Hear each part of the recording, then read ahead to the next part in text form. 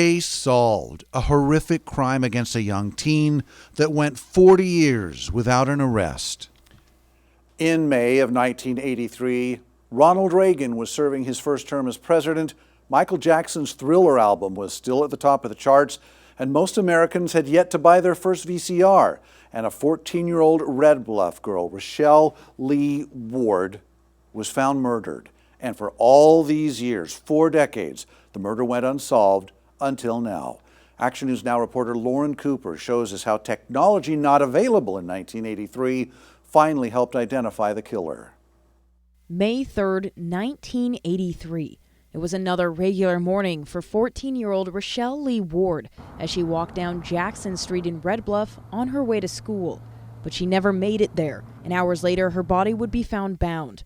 She'd been raped and shot to death. During the initial investigation in 1983, Sheriff's Office detectives and staff worked tirelessly around the clock, taking information and sorting through a myriad of potential suspects. One of those suspects, Henry Lee Lucas, also known as the Confession Killer, falsely claiming to be Rochelle's killer.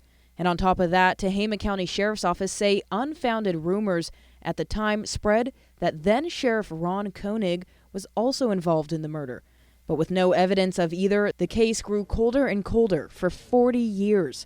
Until now, with the help of a new investigative genealogy technique. In 2022, detectives discussed a new investigative approach involving the development of leads from family trees constructed using investigative genealogy. Detectives learned a rootless strand of hair, which was recovered from the victim but did not belong to her, could be tested. And that single strand of hair led investigators to Johnny Lee Coy.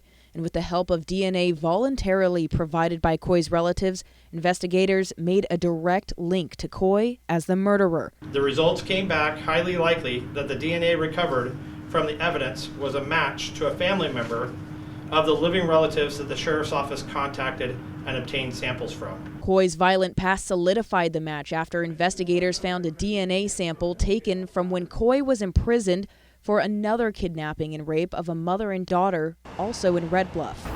Coy died in prison back in June of 2019 after serving 2 life sentences for the abduction and rape of that mother and daughter. District Attorney Matt Rogers says there is more than enough evidence to charge Coy with the murder of 14-year-old Rochelle Lee Ward if he were alive today. And Sheriff Kane says that they are planning on using this new technology at the Tehama County Sheriff's Office in the future to solve more cold cases. I'm Lauren Cooper reporting in Red Bluff with Action News Now. Coverage you can count on. This genealogy technology is the same thing investigators used to find the Golden State Killer back in 2018. Tehama County Sheriff's Office says that they are glad they can finally bring closure to the family.